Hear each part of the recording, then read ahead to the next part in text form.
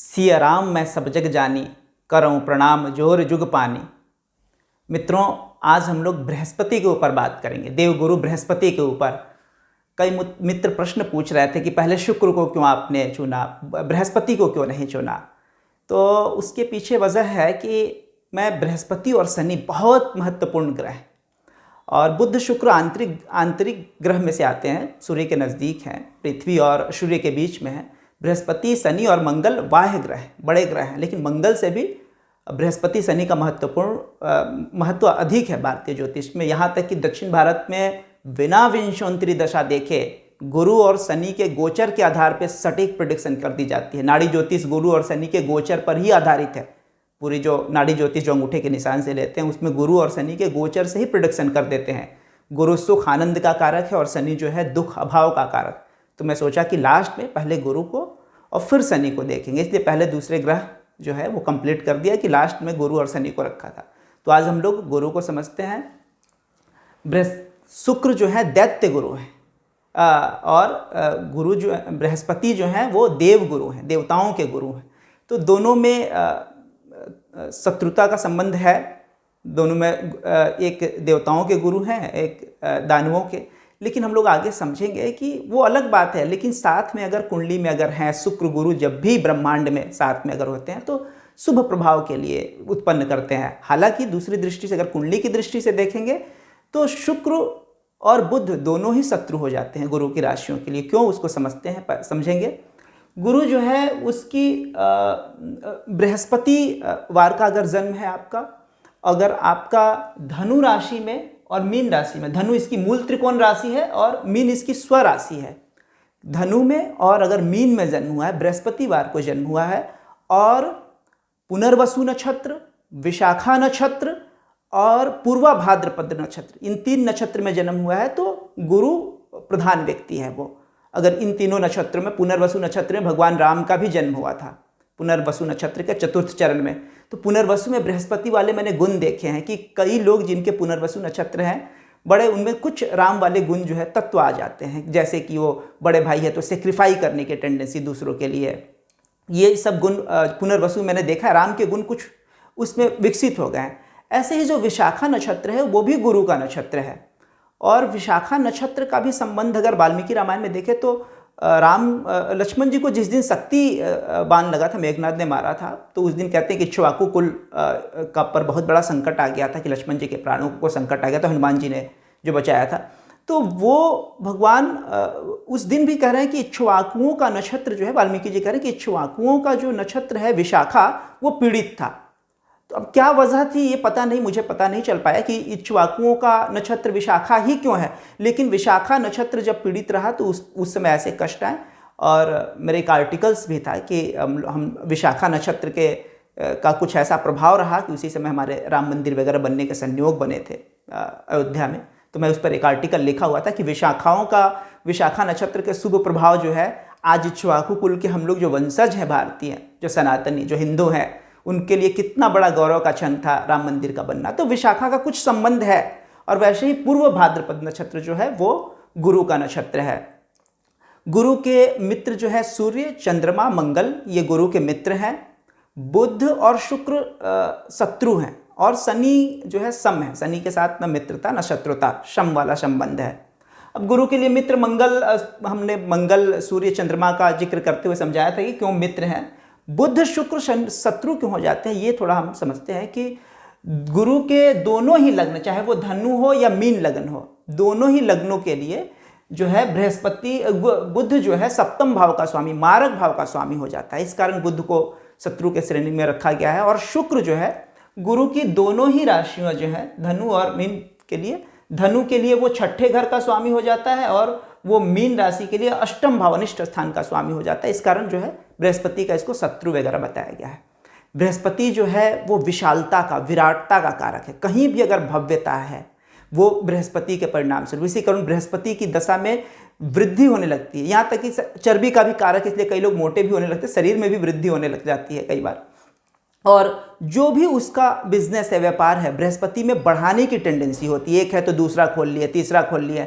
और शनि में संकुचन की प्रवृत्ति होती है। 4-5 है तो कहते हैं कि नहीं ठीक से चल रहा है, एक ही को करते हैं, दूसरों को आप बेच देते, वाइंडिंग अप करने की टेंडेंसी। शनि जो है संकुचन देता है, बृहस्पति जो उसको बढ़ाता है। बृहस्पति का शुभ प्रभाव से सात्विक प्रवृत्ति, और ये अगर कालपुरुष की कुंडली की बात करें तो नवम भाव धर्म का स्थान है, पिता का स्थान है। नवम भाव जो है मंदिर जो है, न्यायालय, इन सब के लिए रेस्पॉन्सिबल है। अभी जब धनु राशि में ग्रहों का संकेंद्रण हुआ था शनि गुरु, उसी समय राम मंदिर का न्यायालय द्वारा ही निर्णय आया मंदिर बनाने के, मंदिर के फेवर में, इसी धनु राशि पे। 9 नंबर राशि जो है कालपुरुष की कुंडली का, और इसका मंदिर से संबंध है, धर्म से संबंध है। धर्म धुरंधर सब यही बृहस्पति के प्रभाव वाले बनते हैं। लेकिन उसमें भी धनु एक लड़ाका राशि, एक्चुअली तीर बनाने का सिंबल है ना धनु का, तो किसी भी लक्ष्य के प्रति एकदम, दोनों में डिफरेंस है, मीन और धनु में। आप बृहस्पति का प्रभाव वाला समझ के अगर धनु से उलझ गए तो धनु जो है प्रहार भी कर देगा, क्योंकि वो शस्त्र संधान कर सकता है। मीन वास्तव में जल तत्व राशि है, भावुक राशि है। बड़े बड़े मंदिरों पर जो बड़े पुजारी, विशालकाय शरीर वाले, बड़े बड़े पेट, लंबोदर जिसको कहते हैं, बड़े, वो जो है सब मीन के प्रभाव वाले। इसी कारण सामान्य जीवन में भी मीन का अगर असर है तो अगर युवावस्था में न भी, उम्र जैसे जैसे बढ़ने लगती है, व्यक्ति थोड़ा सा चर्बी वाला हो जाता है। चर्बी पर इसका, शरीर पर अगर हम करें तो चर्बी जो है, चर्बी का ये कारक है, और लीवर का कारक, इसीलिए अगर इस पर पापी प्रभाव तो लीवर, जॉन्डिस, इस तरीके की वो बीमारियां दे सकता है। ये कालपुरुष की कुंडली का जो नितंब, 9वां भाव जो है नितंब है, 12वां पैर है, इन दोनों का प्रतिनिधित्व करता है। इस पर अगर पापी प्रभाव हो तो इनको चोट लगने की संभावना होती है। ये पुत्र का कारक है, धन का कारक है ये, और ये पति का कारक है, बड़े भाई का कारक है।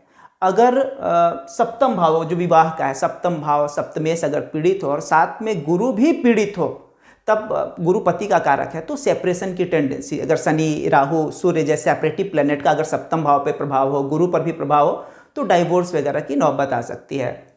उसी तरीके से संतान का भाव, पंचम भाव पीड़ित है, पंचमेश पीड़ित है, साथ में गुरु भी अगर पीड़ित है तो पंचम भाव से संबंधित, संतान से संबंधित कष्ट हमें मिल सकता है। अगर गुरु शुभ प्रभाव में है तो फिर कुछ भी दिक्कत हो, चाहे संतान का या जो है विवाह संबंधित, गुरु प्रोटेक्ट कर लेगा, गुरु बचा लेगा। अगर गुरु की दृष्टि पंचम पे, सप्तम पे आ रही है, मजबूत है गुरु, तो वो टूटने नहीं देगा। यहाँ तक कि अगर बालारिष्ट योग जिसको कहते हैं, चंद्रमा अगर बहुत पीड़ित हो तो बालारिष्ट योग, बचपन में मृत्यु होने के योग हो जाते हैं। तो अगर बालारिष्ट योग किसी की कुंडली में है, कितना भी प्रबल बालारिष्ट योग है, लेकिन अगर बृहस्पति शुभ स्थिति में है तो बच्चा नहीं मरेगा। लग्न की तो बात छोड़िए, अगर लग्न का बृहस्पति लग्न में अगर केंद्र में है, मजबूत है, चंद्रमा को देख रहा है, उस बालारिष्ट योग को देख रहा है, तो बचा ही लेगा। यहाँ तक कि नौमांस कुंडली में भी अगर आप देखें कि लग्न में भी बृहस्पति शुभ प्रभाव में नहीं है, लेकिन नौमांस कुंडली में लग्न में या सप्तम भाव में, सप्तम में बैठ के वो लग्न को देखेगा, तो नौमांस कुंडली में भी अगर बृहस्पति शुभ स्थिति में है तो बालारिष्ट योग को काट सकता है। कितना शुभ ग्रह है, कितना प्रभावशाली शुभ ग्रह है। इसीलिए सारी शुभता, अगर जो शेयर मार्केट में जो उछाल आती है, शेयर के जो रेट बढ़ते हैं, उसके लिए बृहस्पति रेस्पॉन्सिबल है। कभी भी वृद्धि जो शुभ हो रहा है इसकी वजह से। इसीलिए स्वर्ण पर जो है पीला, चाहे कोई भी वस्तु हो, वस्त्र हो, टेक्सटाइल हो, पीला अगर है, पीला वस्तुओं पर गुरु का आधिपत्य है। और इसके बाद शेयर तो मैंने बता दिया। स्वर्ण के जो रेट बढ़ते हैं उसमें गुरु का बहुत बड़ा योगदान है, शेयर में भी और स्वर्ण में भी। हालांकि गहराई में जाए तो और सब ग्रहों का भी असर होता है, लेकिन गुरु अगर शुभ स्थिति में होती है तो वो वृद्धि कारक हो जाता है, और गुरु अगर अशुभ प्रभाव में है तो खराब प्रभाव देने लगता है। हाँ, एक बात बता दूं कि जो अभी गुरु जो है नीच राशि में है, मकर राशि में है, लोगों में एक भ्रम है कि गुरु जो है जिस राशि में जहाँ बैठता है वो वहाँ से गुरु जो है स्वयं की राशि से सप्तम भाव, पंचम भाव और नवम भाव, मैंने कहा था ना, बाह्य ग्रह जो है, सारे ग्रह अपने से सातवें घर को देखते हैं, लेकिन जो ग्रह बाह्य है, बाहर में है, मतलब सूर्य से दूर है, तो जैसे मंगल, गुरु और शनि, उनको अतिरिक्त 2 दृष्टियाँ मिली हुई है, 7वीं दृष्टि के अतिरिक्त। तो गुरु जो है 7वें घर को तो देखता ही है, वो उसके बाद 5वें घर को भी देखता है और 9वें घर को भी देखता है। तो ऐसा लोग कहने लगे हैं कि गुरु जहाँ बैठता है वहाँ शुभ प्रभाव नहीं देता है, जहाँ उसकी दृष्टि जाती है शुभ प्रभाव होती है। इसके पीछे वजह ये आई कि जिस भाव में गुरु बैठता है वहाँ खड्डा कर देता है, बड़ा ग्रह है। लेकिन ये गलत सोच है। वास्तव में जो मूल श्लोक था उसके आधे को ही लेके लोग घूम रहे हैं। मूल श्लोक में ये था कि गुरु जो है जिस भाव में बैठता है तो वो हानि करता है, वो शनि की राशि वाले भाव, यहाँ की मकर और कुंभ राशि में गुरु है तो भाव का नाश करता है, क्योंकि शनि एक अभावात्मक ग्रह है। शनि अभावात्मक किसी भी चीज की हानि करने वाला ग्रह है, इसलिए उसकी राशि में गुरु जो है वो शुभ प्रभाव नहीं देता, भाव की हानि करता है। और उसी श्लोक में कहा गया है कि अगर शनि गुरु की राशि में है, धनु और मीन में, तो चूंकि ये शुभ राशि है, बृहस्पति की राशि, इस कारण उस भाव की शनि वृद्धि करता है। यहां बृहस्पति का गुणगान किया गया है, लेकिन इसको लोग किसी भी राशि पर प्रयोग करने की, गुरु जहां बैठता है वहां खराब प्रभाव देता है, ऐसा नहीं है। गुरु के गोचर से ही तो, अगर गुरु शुक्र के ऊपर से जा रहा है या शुक्र को वो देख रहा है, मान लीजिए कि शुक्र आपका इस जगह बैठा है, गुरु यहां से या तो शुक्र के ऊपर जाए या शुक्र से त्रिकोण में आ जाए, शुक्र को देख रहा है तो विवाह के योग बना देते। दशा अगर फेवरेबल हो तो हो जाएगी, अगर दशा फेवरेबल नहीं भी हो तो लाइफ में या तो गर्लफ्रेंड आए या कोई ऐसी फ्रेंड आए जिसकी वजह से धन का आगमन हो, दूसरे प्रॉफिट की चीजें होती हैं। नाड़ी ज्योतिष के कुछ सूत्र हैं। शुक्र को जब भी गुरु शुक्र के ऊपर दृष्टि मारता है, शुक्र के ऊपर से मूव करता है, मूव करना ज्यादा महत्वपूर्ण है, दृष्टि तो है, अगर मूव कर गया तो बिल्कुल चांसेस है शादी की संभावना बना देने के, धन के आगमन के लिए। तो गुरु जहां से जा रहा है ये खराब प्रभाव देगा, ये कहना बिल्कुल गलत है। हाँ, अभी खराब कह सकते हैं कि गुरु नीच का है, मकर राशि और कुंभ राशि में वो शनि की राशि है, अभावात्मक राशि है, वहां अच्छा प्रभाव नहीं, ये कह सकते हैं। लेकिन गुरु जहां है वहां खड़ कर देता है, ये सब बातें सही नहीं है। और अगर हम कहें कि भाई गुरु ही मकर राशि और कुंभ राशि में खराब प्रभाव देता है, तो केवल ऐसा नहीं है। ये अभावात्मक राशि, उत्तर कालामृत में कालिदास कहते हैं कि अगर 12वें घर में शुक्र है तो 12वें घर में कोई भी ग्रह जो है शुभ फल नहीं देता है। शुक्र को कहते हैं कि वो चूंकि भोग का कारक है, इस कारण वो भोगों में वृद्धि कर देता है, सुख शुभ प्रभाव देता है 12वें घर में। लेकिन वहां शनि की राशि नहीं होनी चाहिए, उत्तर कालामृत भी कहती है। मतलब कि सेम वही बात कि मकर और कुंभ राशि वहां पर है तो शनि जो है वो असर नहीं, शुक्र जो है वो भोग नहीं दे पाएगा, वो फिर वो राजयोग कारक नहीं हो पा रहा है। क्यों? क्योंकि शनि अभावात्मक ग्रह है। अब समझ पा रहे हैं कि शनि आपकी कुंडली से राजयोग कारक है, कुंभ लगन है, मकर लगन है, अच्छी बात है, शनि शुभ फल भी देगा। लेकिन नैसर्गिक रूप से गुरु जो है वो शुभ ग्रह है और शनि दुख कष्ट क्लांत का ग्रह है। वैसे गुरु शनि की दृष्टि जिस भाव पे डबल, मैं एक दिन उस पर वीडियो बनाऊंगा, गुरु शनि की जब भी किसी जगह दृष्टि पड़ती है तो उस चीज से रिलेटेड फल को वृद्धि कर देता है। जैसे अगर 12वें घर पे दोनों का प्रभाव है तो चेंज होने, और 12वें और चौथे पर प्रभाव है तो घर छूटेगा, कहीं और वो जाके शिफ्ट होगा, संभावना बनाएगा, उस पर बाद में बात करेंगे। दोनों की दृष्टियां महत्वपूर्ण है। शनि की भी किसी विशेष दृष्टि से शुभत्व के लिए, अगर शुक्र पे गुरु की दृष्टि आ रही है तो मनी फ्लो बढ़ाता, शनि नए काम करने के लिए प्रेरित कर सकता है। शनि अगर नाड़ी ज्योतिष की बात करें तो वो प्रोफेशन के लिए रेस्पॉन्सिबल हो जाता है जो शनि है। इसी प्रकार गुरु शनि अगर साथ में बैठे हैं तो ऐसा दक्षिण में देव केरलम जो ग्रंथ है वो मानता है कि अगर आपका पंच महापुरुष राजयोग बन जाते हैं, लोग बड़े खुश हो जाते हैं कि अरे हमारा रोचक योग है, हमारा शश योग है।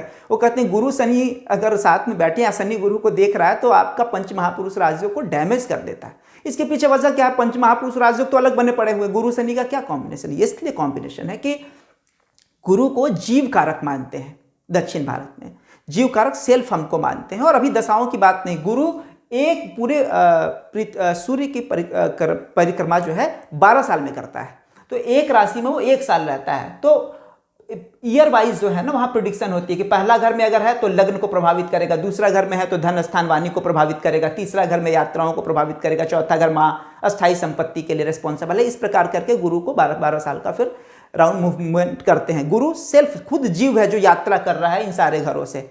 लेकिन जीव के साथ अगर गुरु शनि जैसा दुख का ग्रह आ जाए तो स्ट्रगलिंग लाइफ हो जाती है। लेकिन यह भी मानते हैं कि गुरु शनि साथ में तो देर सवेर फिर उसे सफलता मिलती है, लेकिन कहीं ना कहीं स्ट्रगलिंग, वो सुख, वो आनंद, भाई जिस शनि की राशि में गुरु हो तो वो कहते हैं कि अपना वो भाव की हानि करने लग जाएगा। अगर उसके साथ में बैठा है तो वो वाली दिक्कत वाली बात है। और फिर हम गहराई से अगर कुंडलियों पे जाएंगे तो मैं बुध की राशि में कह रहा था कि मिथुन राशि के लिए शनि वो दोस्ती नहीं निभा पाता क्योंकि अष्टम और नवम का स्वामी हो जाता है, गुरु 10वें घर का स्वामी, तो गुरु शनि के राजयोग भी उतने प्रबल नहीं हो पाते। इसी तरीके से 1 नंबर राशि जो मेष राशि है, इसमें भी नवम भाव का स्वामी जो है बृहस्पति है और 10म भाव का स्वामी शनि है, 9वें 10वें घर का संबंध अगर हो जाए तो प्रबल राजयोग कहते हैं, लेकिन गुरु और शनि के कॉम्बिनेशन की वजह से जो है वो भवार्थ रत्नाकर इसको बहुत तगड़ा मेष योग, मेष लगन में शनि और गुरु का साथ में बैठने को भी तगड़ा राजयोग नहीं मानती, क्यों ना कहीं इसी अभावात्मक ग्रह के संबंध की वजह से। तो पराशरीय दृष्टि से अलग बात है कि शनि आपके लिए शुभ है अशुभ है, लेकिन अगर नैसर्गिक रूप से किसी ग्रह को शुभ कहा गया है और किसी को अशुभ, तो उसका फल होगा। जैसे मेरा तुला लग्न है, तुला लग्न के किसी भी लग्न का तीसरे, छठे और 11वें घर का स्वामी जो होता है नॉर्मली वो शत्रु ही होता है, वो मित्र नहीं हो पाता है। अब तुला लग्न में तीसरे और छठे घर का दो घरों का स्वामी बृहस्पति हो जाता है, तो गुरु तो सारे लोग प्रिडिक्ट करके रखे तो गुरु का फल अच्छा नहीं होगा। इसी गुरु में मेरा बिल्कुल अभ्युदय होता जा रहा है, यही बृहस्पति सब कुछ देता चला जा रहा है। तो वो कुंडली बृहस्पति नैसर्गिक रूप से धन का कारक है, नैसर्गिक रूप से वृद्धि का कारक है ना। मैं ही बताया कि शेयर मार्केट में वृद्धि हो जाती है, सोने के रेट में वृद्धि होने लग जाती है, न्यायालय मंदिर देखिए मंदिर बना के चला गया। तो बृहस्पति इन सब के लिए, शिक्षा का जो है महाविद्यालय, यूनिवर्सिटी, अगर गवर्नमेंट के मंत्रालय की बात करेंगे तो वो उसी समय ऐसे नियम आने लगते हैं टैक्स के कि गवर्नमेंट को भी प्रॉफिट होता है और जनता के लिए भी ऐसे ऐसे महाविद्यालय एक साथ कई खोलने के लिए, चैरिटी के काम करने के लिए गवर्नमेंट ज़्यादा उद्यत हो जाती है। नॉर्मल लोग भी, अगर बृहस्पति का मेन कुंडली की 12वां घर का आधिपत्य है ना, तो ये असली सेवा भाव दूसरे के लिए करने का, चैरिटी से रिलेटेड कामों के लिए ये बहुत ही अच्छा होता है। धर्म उपदेशक अगर ये हैं, 9वां घर मैंने न्यायालय बोला तो ये कानून की पढ़ाई के लिए भी बृहस्पति काफ़ी अच्छा है। बुद्ध गुरु का कॉम्बिनेशन अगर है तो अच्छा उपन्यासकार हो सकता है। बुद्ध लेखन दे रहा है लेकिन गुरु जो है वो ज्ञान देगा। वाक्पति असली में अगर देखा जाए तो बृहस्पति ही है, वो तो बुद्ध तो वाचाल है, ज्ञान विजडम जो है नित्य अनित्य क्या है वो तो बृहस्पति देगा। और बृहस्पति का अगर प्रभाव है तभी जाकर व्यक्ति जो है वो गुरु पर, जब शनि का प्रभाव होता है तो व्यक्ति दार्शनिक बन जाता है, फिलोसफर हो पाएगा। उदासीन ग्रह है तो फिलॉसफी की तरफ ले जाएगा, लेकिन वही ग्रह आगे चल के गुरु शनि ही कॉम्बिनेशन व्यक्ति को संन्यास की ओर उन्मुख करता है, योगा अभ्यास करने की टेंडेंसी देता है। बुद्ध गुरु तो केवल बोलते रह जाएंगे, अभ्यास नहीं करेंगे, शनि अभ्यास में उतारता है। लेकिन गुरु जब शुभ होता है तभी व्यक्ति जो है धर्म उपदेशक, बुद्ध तो कई बार आपसे बात करके निकल जाएगा, लगेगा कि धर्म उपदेशक है, वो लगेगा कि सेल्समैन, लेकिन वो वास्तव में हो सकता है कि कुछ भी ना हो जब तक बृहस्पति का आशीर्वाद नहीं है। ज्योतिषी बनने के लिए बुद्ध और गुरु दोनों महत्वपूर्ण है।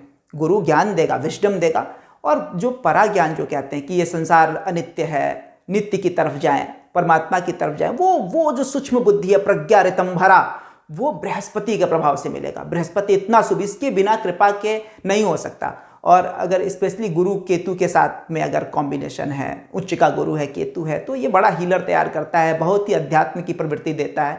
तो बृहस्पति के इतने सारे गुण हैं कि अकेले बृहस्पति और शनि पर भी किसी का कमांड हो जाए तो पूरी कुंडली तो नहीं समझ सकता, लेकिन बहुत सारे प्रिडिक्शन वो सटीक बैठा सकता है, बहुत सारे प्रिडिक्शन। जब तक गुरु आशीर्वाद दे रहा है किसी का कुछ नहीं बिगड़ सकता, चाहे वो 12 रिष्ट हो या नॉर्मल शादी भी टूटने वाली हो किसी की, खराब प्रभाव है सप्तम पे, लेकिन उसकी कुंडली में गुरु मान लीजिए 11वें में, लग्न में, तीसरे में बैठ के सप्तम को देख रहा है और आपसे पूछने आ रहे क्या टूट जाएगा रिश्ता? नहीं टूट पाएगा, गुरु टूटने नहीं देगा।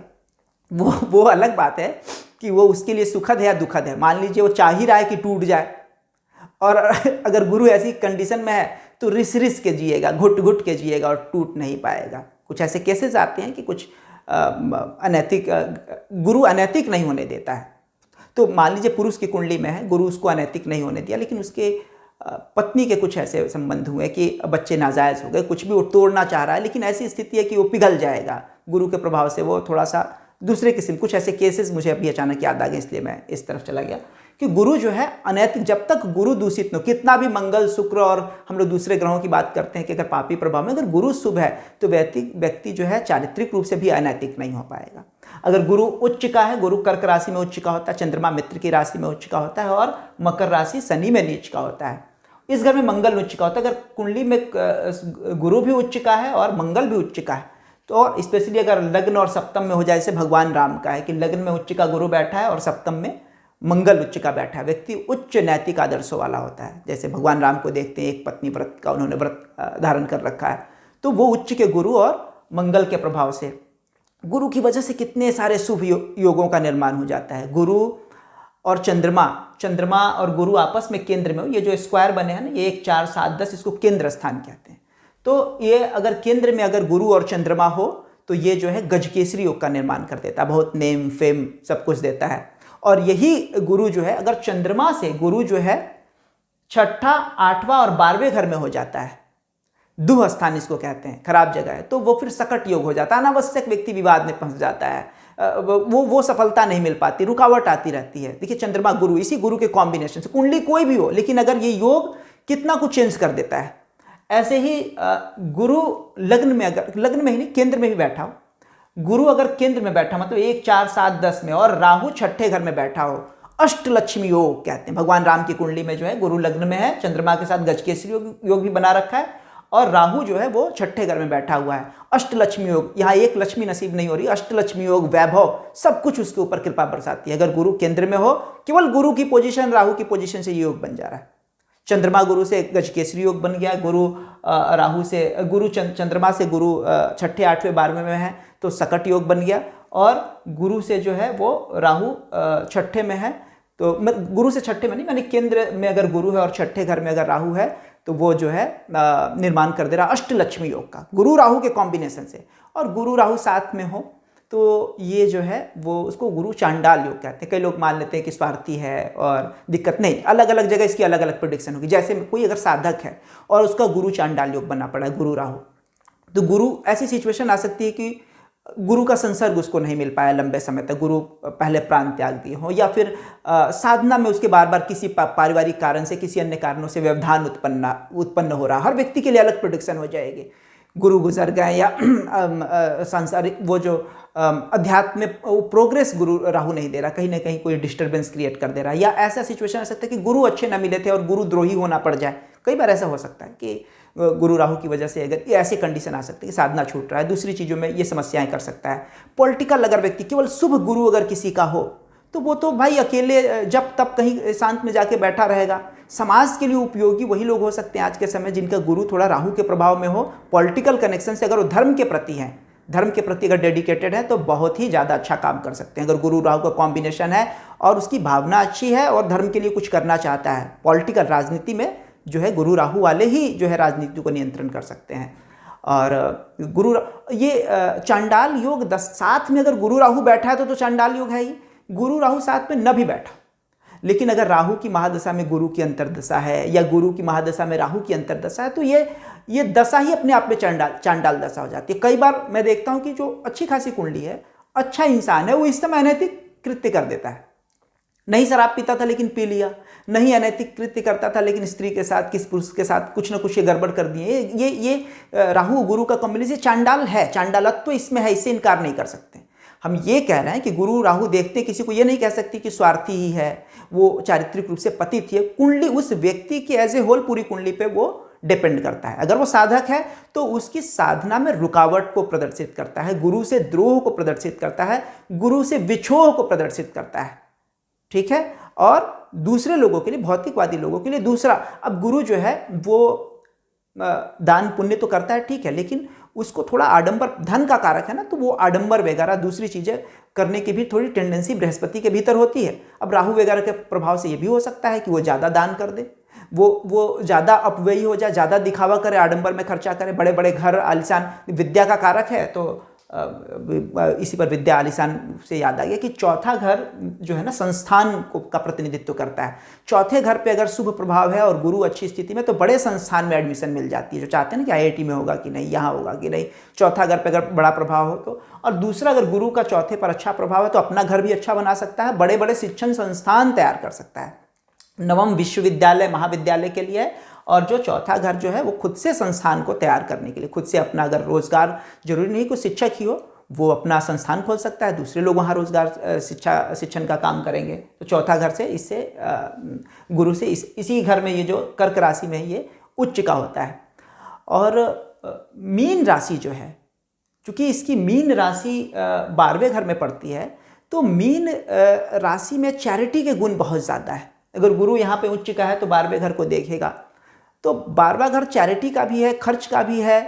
लेकिन अगर 12वां घर किसी का स्ट्रांग हो जाए तो उसको, और बृहस्पति वगैरह 12वें में है, तो इसको बिल्कुल से खराब नहीं कर सकते। बृहस्पति सांसारिक मेटेरियलिस्टिक दुनिया के लिए अच्छा नहीं है, लेकिन 12वां घर मोक्ष का भी है। तो वो अगर वो साधनारत है, वो त्याग में जीवन है, दूसरों के लिए कुछ करने का है, चैरिटी से रिलेटेड एनजीओ वगैरह चलाने के लिए 12वें घर को बृहस्पति या 12वें घर का मजबूत होना खराब नहीं मान सकते। वो काम जिसमें सेवा डोमिनेटिंग है, अपना प्रॉफिट है बट वो सेकेंडरी है, पहला है कि समाज की सेवा करें या जो काम कर रहे हैं संस्थान की सेवा करें। तो 12वां एक बार देख के बिल्कुल ये नहीं कि 12वां है तो अब खराब ही हो गया, कोई मोक्ष के लिए लगे हुए हैं तो 12वां अच्छा है, फॉरेन कनेक्शन से फायदे वगैरह के लिए भी 12वां घर जो है मीन राशि अच्छा है और जल तत्व राशि है। शुक्र के दिन बात कर रहा था कि इसी राशि में शुक्र उच्च का होता है क्योंकि महालक्ष्मी समुद्र को प्रतिनिधित्व करता है, तो महालक्ष्मी वहीं से जो है वो समुद्र से ही निकली थी, जो मीन राशि है शुक्र की। वैसे मूल त्रिकोण राशि तो धनु है, लेकिन शुभ अगर कहें भावनात्मक दूसरों का सत्कार करने वाली राशियों पर जब बात करेंगे तो मीन की बात करेंगे, वो जो है वो मीन राशि ही है जो शांति प्रिय है, लड़ाई द्वंद्व युद्ध नहीं चाहती है। हाँ, दोनों ही राशि जो है मीन की, वैसे तो ये अग्नि पुरुष अग्नि तत्व राशि है धनु की मूल त्रिकोण राशि, और बृहस्पति भी ऊर्जा अग्नि को प्रतिनिधित्व करता है क्योंकि उसकी मूल त्रिकोण राशि जो है वो अग्नि तत्व हो जा रही है।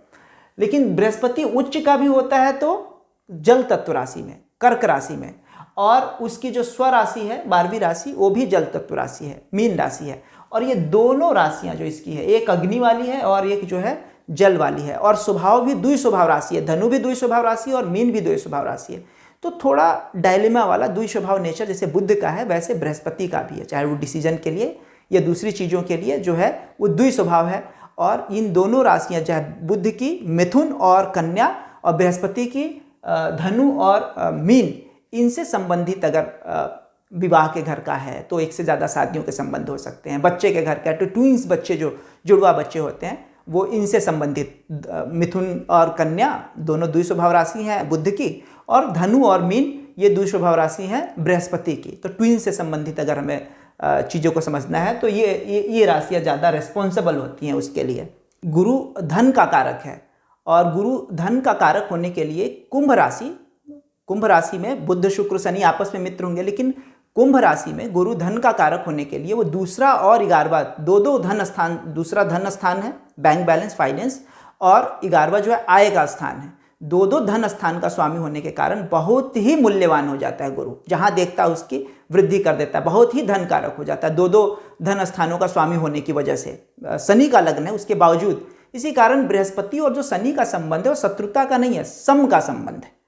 दोनों का संबंध जो है वो शत्रुता, बुध और शुक्र के साथ शत्रुता का बृहस्पति का संबंध है, लेकिन शनि के साथ जो है वो शत्रुता का संबंध नहीं है, सम का संबंध है। गुरु अगर मंगल के प्रभाव में, मंगल गुरु साथ में बैठे हैं तो ये प्रबंधन में, किसी भी जगह पे ये प्रबंधन वगैरह में काम करने के लिए, प्रबंध करने के लिए, ऊर्जा के साथ कोई भी काम को करेंगे तो ये गुरु मंगल के कॉम्बिनेशन में बड़ा ही ऑथोरिटी वाली जॉब जो है वो बैंकिंग वगैरह इन सब चीज़ों के लिए बहुत ही अच्छा है। बुध के साथ जो है लेखा से संबंधित, लेखाकार, इन सब चीज़ों से संबंधित चीज़ों के लिए बेटर है। सूर्य और गुरु का अगर कॉम्बिनेशन है तो व्यक्ति बड़ा ही सात्विक हो जाएगा। सूर्य वैसे क्रूएल ग्रह है, बट क्रूर ग्रह में से उसको भी माना जाता है, बट शुक्र जो है वो एक सात्विक ग्रह है। गुरु और सूर्य का कॉम्बिनेशन जो है बड़ा ही शुभ है। ये जीवात्मा परमात्मा योग कहते हैं, दक्षिण भारत में सूर्य को परमात्मा और बृहस्पति को जीवात्मा मानते हैं, तो सूर्य और गुरु का कॉम्बिनेशन जीवात्मा परमात्मा योग का निर्माण कर देता है। तो सूर्य और गुरु बड़े बड़े प्रशासनिक अधिकारी बनने के लिए सूर्य और गुरु का मजबूत होना बहुत ही ज़रूरी है। अगर ये एक दूसरे को देख रहे हैं, साथ में बैठे हुए हैं, सूर्य गुरु का कॉम्बिनेशन जो है बहुत ही अच्छा है प्रशासनिक नौकरी वगैरह के लिए। और सूर्य और गुरु का अगर 10वें भाव पर अगर असर है, सूर्य 11वें घर में बैठा हुआ है, वैसे सूर्य तीसरे, छठे, 10वें, 11वें में इसको काफ़ी अच्छा मानते हैं। तो अगर ये गुरु के साथ कॉम्बिनेशन, गुरु भी अगर 10वां से संबंध, 10वें भाव के लॉर्ड से 11वें से संबंध जोड़ते हैं तो सलाहकार जो हैं वो भी इससे संबंधित है। और गवर्नमेंट में जो है वित्त से संबंधित, अगर फाइनेंस से संबंधित, वित्त का कारक है, बैंकिंग से संबंधित अगर चीज़ है, उन सब चीज़ों के लिए बृहस्पति जो है बड़ा ही शुभप्रद है। चाहे वो शिक्षा से संबंधित अगर कुछ है, एजुकेशन से रिलेटेड कोई बड़ा परिवर्तन वगैरह, सूर्य गुरु के कॉम्बिनेशन से ही अगर गोचर में अच्छे, जैसे मैं भी बता रहा था कि धनु पे आज़ादी के बाद अगर हम देखें तो धनु पे शनि का 70 सालों में कॉम्बिनेशन बना ही नहीं था। जो नवंबर 2019 में 6 ग्रहों का बना, वो जैसे ही पहली बार बना 1947 के बाद, वैसे ही मंदिर निर्माण हो गया। ग्रहों का महत्व तो कितना ज़्यादा है। तो वैसे ही जब भी सूर्य से कॉम्बिनेशन में गुरु जो जैसे ही आता है और शनि वगैरह जो बड़े ग्रह हैं इनके कॉम्बिनेशन में आता है तो बड़ी बड़ी घटनाएं, बड़े बड़े परिवर्तन होते हैं। अभी जैसे धनु में पड़ा हुआ था, अभी मकर में यहाँ पे भी 6 ग्रह जमा हो गए थे, उसमें सूर्य भी था, दूसरे प्लैनेट्स भी थे। और शनि, मंगल, गुरु, सूर्य, ये सब के कॉम्बिनेशन में सूर्य वो महीना तय कर देता है। जैसे बड़े ग्रह हैं गुरु, शनि, तो बड़ी बड़ी घटनाएं घटती है। मंगल से है तो भूकंप वगैरह या कुछ भी इस तरीके का कुछ ना कुछ लगा रहता है। लेकिन सूर्य जो है वो, गुरु जो है वो साल डिसाइड करता है कि किस साल कोई घटना घटने वाली है, और सूर्य डिसाइड कर देता है वो महीना कि वो कब, किस महीने में वो घटना घटेगी, क्योंकि सूर्य हर महीने राशि परिवर्तन कर देता है। और चंद्रमा डिसाइड करता है वो 2.25 दिन कि किन 2.25 दिनों में वो घटना घटने वाली है। और नक्षत्र डिसाइड करता है कि वो कौन सा एग्जैक्ट दिन होगा, क्योंकि नक्षत्र कब, आज इतने बजे से लेकर कल इतने बजे तक चल रहा है। और उसमें फिर लग्न डिसाइड कर देता है कि किस उन 2 घंटाओं में वो घटना घट सकती है। इस तरीके से आते हैं। सूर्य ईयर वाइज, गुरु ईयर वाइज प्रेडिक्शन करेगा, सूर्य जो है मंथ पे ले आएगा, चंद्रमा उन 2.25 दिनों पे ले आएगा, और नक्षत्र जो है पर्टिकुलर उस दिन का डिसाइड करेगा कि कौन सा होने वाला है। इन सब का कॉम्बिनेशन, इसलिए सूर्य का तो महीने पर है, लेकिन गुरु बहुत महत्वपूर्ण है, क्योंकि गुरु के ही आधार पे ईयर वाइज प्रिडिक्शन जो है हमेशा होती रहती है दक्षिण भारत में भी, कि कहाँ पर अगर सप्तम भाव से जब तक गुरु का आशीर्वाद नहीं मिलेगा, सप्तम भाव को देखा नहीं, यहाँ से गुजरा नहीं, विवाह नहीं होने देगा, दशा चल रही हो फिर भी गुरु का आशीर्वाद चाहिए। पंचम पर जब तक गुरु का, पंचम जो संतान का भाव है उस पर गुरु की दृष्टि नहीं आ रही है, गुरु का शुभ प्रभाव नहीं है, तो संतान नहीं होगी जब तक कि गुरु का आशीर्वाद नहीं मिलेगा। वो इतना महत्वपूर्ण ग्रह है, गुरु के बिना सब अधूरा है, उसकी ब्लेसिंग के बिना सब कुछ फेंका है। हर बिगड़ा काम को गुरु बचा सकता है, प्रोटेक्ट कर सकता है। और नए बड़े बड़े विशाल, चाहे बिल्डिंग बनाना, जो सभागार, वैसे सूर्य गुरु का कॉम्बिनेशन से जो विधायक, सांसद जो भी हैं, जो भी प्रमुख पदों पर बड़े बैठे हुए, महापौर, पौर, तो ये सब जो है सूर्य गुरु के कॉम्बिनेशन से ही बैठते हैं। गुरु के प्रभाव से ही विशाल विशाल, चाहे वो बैंकिंग की बिल्डिंग हो, आरबीआई हो, इन सब का जो बड़े बड़े जो निर्माण की बिल्डिंगों का, ये बृहस्पति का प्रभाव, जहाँ कहीं भी भव्यता और विशालता है वो बृहस्पति उसके लिए रिस्पॉन्सिबल है। और सूर्य के आते ही वो सरकारी से संबंधित चीज़ों के लिए वो रिस्पॉन्सिबल हो जाएगा। और गुरु और शनि का कॉम्बिनेशन, पहले तो शनि को समझेंगे, फिर गुरु और शनि का जो दोनों का साथ में कहीं प्रभाव होता है, वो शुभ भी होता है और अशुभ भी होता है। शुभ घटना, अगर संतान, विवाह के घर हम चाह रहे हैं तो सप्तम भाव, सप्तमेश पर अगर गुरु शनि का प्रभाव है तो विवाह करवाएंगे। पंचम भाव और पंचमेश पर गुरु शनि का प्रभाव है तो संतान के लिए फेवरेबल होता है। जब भी इनकी आती, इनका गोचर, इनका गुरु और शनि दोनों का आशीर्वाद मिलना जरूरी है कुछ कामों के लिए। लेकिन गुरु शुभत्व का प्रतिनिधित्व करता है, और बेसिकली शनि जो है वो दुख, अभाव, कष्ट का प्रतिनिधित्व करता है। इसका मतलब ये नहीं है कि गुरु कष्ट नहीं देगा। गुरु जब मार्केश हो जाए, गुरु जब अष्टमेश हो जाए, तो दूसरे पापी ग्रह क्या कष्ट देते हैं, गुरु वो कष्ट दे देगा। गुरु वृष लगन के लिए अष्टम भाव का स्वामी हो जाता है, बहुत ही क्रूएल हो जाता है। शुक्र के दोनों लग्नों के लिए, जैसे गुरु के लग्न के लिए शुक्र खराब है, वैसे शुक्र के लग्न, वृषभ लग्न के लिए अष्टम भाव और 11वें घर का स्वामी हो जाता है। बहुत प्रबल मार्केश, सप्तम भाव को मार्केश कहते हैं, अष्टमेश है लेकिन बिल्कुल मारक प्रभाव रखता है। और तुला लग्न के लिए तीसरे और छठे घर का स्वामी हो जाता है, तो भी बड़ा कष्टप्रद बन जाता है, विवाद, समस्या, इन सब में उलझाता रहता है। तो पराशरी दृष्टि से आपकी कुंडली के अनुसार शुभ या अशुभ है, मैं उसको इनकार नहीं कर रहा हूँ, लेकिन एज ए होल सभी के लिए गुरु जो है वो शुभत्व का कारक है, और शनि जो है कष्ट का, दुख का, अभाव का कारक है। तो इसके बाद हम लोग शनि को समझेंगे अगले वीडियो में, और तब तक के लिए कृष्णम वंदे जगद्गुरुम।